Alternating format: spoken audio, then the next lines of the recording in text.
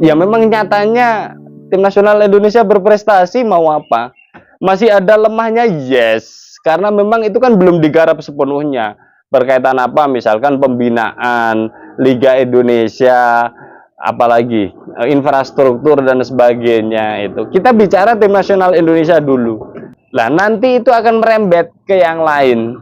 Karena brand tim nasional Indonesia harus dikuatkan dulu agar semua yang mendekat, semua ya, terutama berkaitan dengan komersil ya, yang mendekat ke tim nasional Indonesia itu diuntungkan itu. Ya, dengan materi pemain yang lebih baik ya, pastinya potensi ya, belum tentu ini kan tidak bim salah bim juga. Materi yang bagus ya, belum tentu ya, sekelas Jerman juga pernah gagal di penyisihan grup Piala Dunia ya. Negara-negara besar yang lain juga, negara Belanda pernah tidak lolos juga di Piala Eropa misalkan. Dia itu baru apesnya. Akan tetapi kalau kualitas pemain meningkat, pelatih bisa meracik dengan baik, ekosistem yang dibangun mampu membuat suasana ini semangat, apalagi tim nasional Indonesia hari ini semangatnya bagus.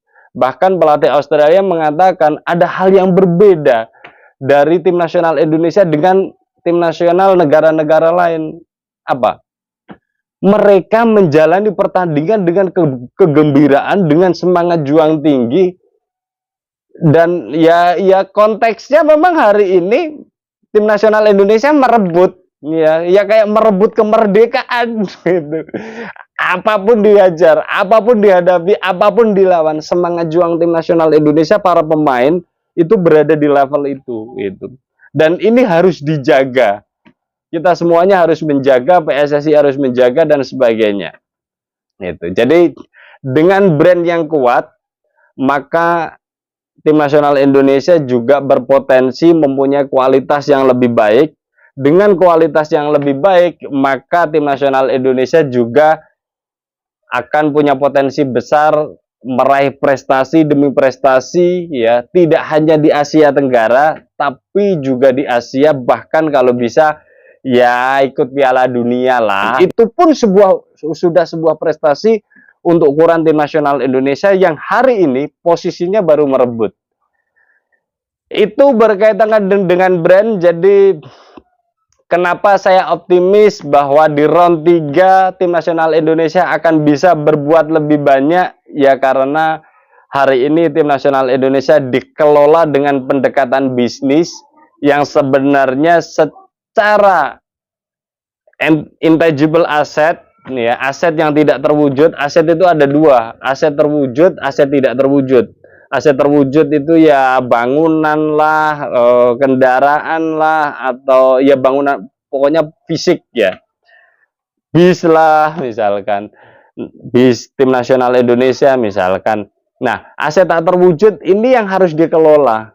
Ya, pertunjukan yang bagus, permainan yang bagus, pemain yang ganteng-ganteng ya.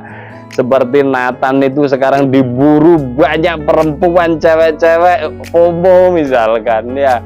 Rafael Strike misalkan. Ya ini yang menjadi nilai jual itu.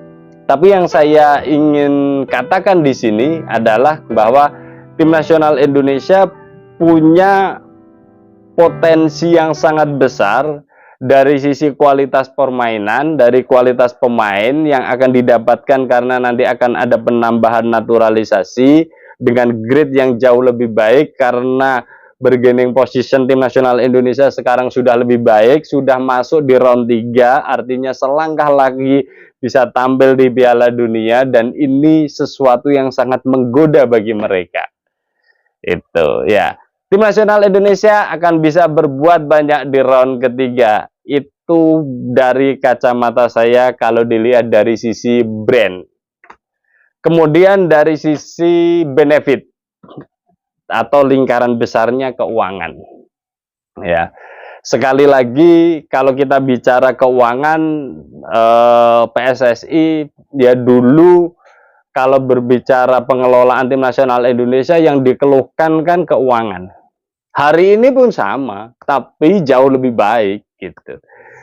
Tapi pendekatan mencari uangnya kayaknya yang berbeda ya. Nah, bisa jadi laporan keuangan PSSI hari ini sudah sangat lebih baik dibandingkan sebelumnya. Ya, ini bukan rahasia umum ketika Pak Erick Thohir bilang hutang tim nasional Indonesia itu ada sekitar 80 sampai 90 miliar hutang PSSI maksudnya. Terus kemudian baru dibayar sekitar 20 sampai 30 miliar, kita masih punya hutang lagi. Akan tetapi memang harus diakui ya ada growth pendapatan. Sekarang tim nasional Indonesia tiket dijual 1 juta laku, itu kan gila itu.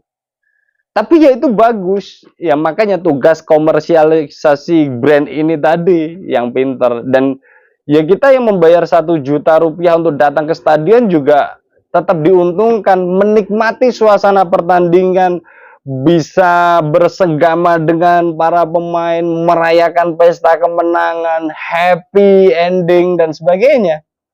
Itu why not, kenapa tidak, sah-sah saja. Toh ini nanti juga jatuhnya ke tim nasional Indonesia lagi.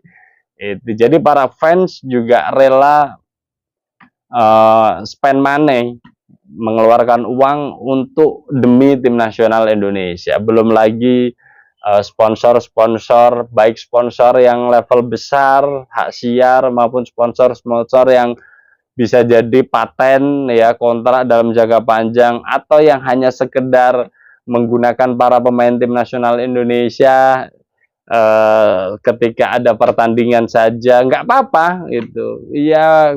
Kalau kata managing direkturnya PT GSI, kita mengumpulkan receh-receh nggak apa-apa. Terus kemudian monetisasi dari akun media sosial atau komunikasi digital ya, seperti YouTube, seperti Instagram, seperti TikTok misalkan, dan yang lain-lain, itu akan ada sumber dana, banyak hal didapat dari PT GSI, dalam hal ini PSSI itu. Jadi keuangannya akan bisa relatif bagus gitu, dan menarik. Kan gini ya, kalau ada sindiran berkaitan dengan Indonesia bisa mendapatkan banyak pemain keturunan bagus itu karena dibayar. Iya, saya tidak tahu persis, tapi bahasa itu cenderung negatif. Saya cenderung mengatakan bahwa para pemain keturunan yang bersedia menjadi WNI itu diuntungkan. Bahasa saya diuntungkan. Diuntungkan dari segi apa? Secara langsung popularitas, secara tidak langsung dengan tampil yang lebih menarik dan usianya masih produktif, market value-nya naik. Terus kemudian yang menarik lagi ketika para pemain tim nasional Indonesia itu berada di hotel menggunakan sepatu apa itu, atau minum kopi apa, atau itu kan sebenarnya keuntungan yang didapatkan. Apakah mereka para pemain tim nasional Indonesia itu akan mendapatkan iklan yang sama ketika tidak berseragam tim nasional Indonesia? Tidak. Karena dia pemain tim nasional Indonesia, maka potensinya bisa dikomersialisasi, terus kemudian dia akan mendapatkan benefit itu. Taruhlah dari meminum air mineral, atau meminum minuman instan, kopi atau apa gitu, ya bisa jadi 50-50 misalkan. Atau bintang iklan kan, itu bintang iklannya dapat 30%, 70%-nya masuk ke PSSI. Itu kan bisa saja. Dan kalau itu terus dilakukan, ya dapat banyak juga. Pemain tim nasional Indonesia ini mendapat benefit yang banyak. Gitu. Nah, itu yang saya katakan cara cerdas memberikan benefit kepada para pemain tim nasional Indonesia, yang secara magnet lambat laun akan semakin meningkat dan daya tariknya akan semakin tinggi. Dan itu berpotensi pemain-pemain keturunan hebat di penjuru dunia akan mampu, akan bisa dekat dengan tim nasional Indonesia, bahkan berseragam tim nasional Indonesia. Ya berbeda lah, misalkan Rafael Strike berbeda dengan Cristiano Ronaldo. Kalau Cristiano Ronaldo, Lionel Messi, sponsor datang karena memang dia udah sangat populer, permainannya bagus dan sebagainya. Tapi siapa Rafael Strike? Ya, siapa Ivar Jenner? Siapa Justin Hubner? Gitu. Nah, karena mereka berada di tim nasional Indonesia, sisi komersialnya secara individu dapat, gitu. Dan itu memang kalau saya melihat sih dikelola, karena saya lihat seringkali terjadi terutama di akun tim nasional Indonesia, akun Instagram itu kan tiap hari, dan itu bagus, itu akun Instagram dikelola dengan baik, ada banyak benefit juga yang bisa ditampilkan ya. Jadi pemain mendapatkan keuntungan, PSSI mendapatkan keuntungan, tim nasional Indonesia kualitasnya lebih baik. Terus mau apa? Ya gitu. Nah, finansial tim PSSI semakin kesini jelas akan semakin lebih baik, semakin lebih baik. Ya, akan tetapi ingat, prestasi harus ya. Nah, pertanyaan sederhananya kan, apakah mimpi tim nasional Indonesia tampil di Piala Dunia 2026 akan terus dikejar? Kalau dikejar ya, dengan dua pendekatan tadi, satu brand, yang kedua meningkatkan aspek finansial ya, yang outputnya adalah prestasi. Yes, itu. Tinggal nanti perjalanan itu siapa yang datang akan berpengaruh terhadap kualitas tim nasional Indonesia.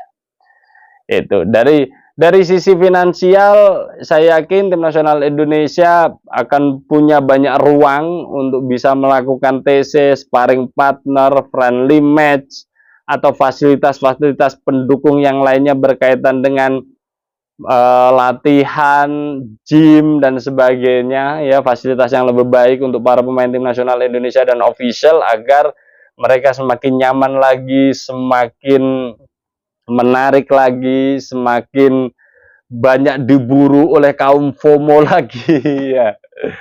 Ya. Dan ya inilah menariknya ya. Menariknya pengelolaan tim nasional Indonesia versi sekarang dengan versi yang dulu. Itu, dan ini sangat cerdas sekali. Pendekatannya murni bisnis ya. Dan itu bagus. Bagus. Suatu saat PSSI akan bisa berdikari dengan adanya anak perusahaan yang bisa dikelola dengan baik selama kepalanya baik. Ya, menurut saya hari ini Ketua Umum PSSI kepalanya masih baik, gitu. Dan itu yang membuat semuanya terdistribusi. Bahkan ya kalau kita bisa lihat bagaimana para pemain yang senior kemarin diikutkan melawan legend ya, legend dari apa namanya Liga Champion dan sebagainya, itu kan buah dari apresiasi. Terus kemudian sepak bola wanita juga sekarang diangkat, terus yang sepak bola homeless ya, yang lain-lain semua diangkat ya. Ini yang membuktikan pengelolaan hari ini jauh lebih baik ya dari sisi manajerial. Jadi sebelumnya saya katakan bahwa Erick Thohir adalah orang yang manajerialnya baik ya. Tapi hari ini saya coba membedah dari pendekatan-pendekatan manajemen agar memvalidasi apa yang sering saya katakan, sehingga saya bisa berkata menurut saya objektif untuk menilai tim nasional Indonesia hari ini, PSSI hari ini. Dan semoga saja kedepannya juga tidak berubah. Kalau berubah ya nanti kita kritik sama-sama lah ya. Tapi kan ya apapun itu, mau PSSI untung tidak untung, maunya kita kan timnas menang, berprestasi, juara, happy, euforia kan gitu ya. Dan tim nasional Indonesia mengikuti semakin banyak turnamen di segala kelompok umur agar mendapatkan jam terbang dan akan tetap ditonton. Baik yang U16 deh, U20 deh, U23 deh, tim nasional senior, selama itu berseragam tim nasional Indonesia pasti ditonton, pasti ditonton ya. Jadi itu dua pendekatan itu di akhir kata saya ingin katakan bahwa tim nasional Indonesia akan bisa berbuat lebih banyak ya dan tidak menjadi bulan-bulanan di round ketiga seperti negara Asia Tenggara lainnya, Thailand dan Vietnam pada round ketiga, karena tim nasional Indonesia punya tata kelola yang lebih baik, punya strategik ya yang lebih oke dan melibatkan banyak pemain keturunan potensial yang ada di luar negeri untuk bisa menambah kekuatan dari para pemain tim nasional Indonesia. Dan Sintayong terbukti sampai hari ini mumpuni, jika dia dikasih para pemain yang lebih baik juga bisa menampilkan permainan yang lebih baik juga.